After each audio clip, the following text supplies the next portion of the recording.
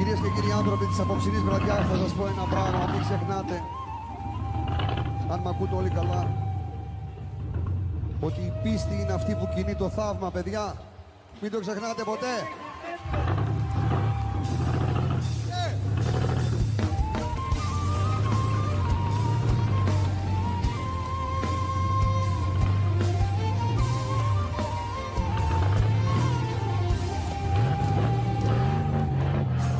Κι ας κι μη κοιτάς, όποτε σπίτι πας, σε ποιο λες μη φεύγεις, μείνε.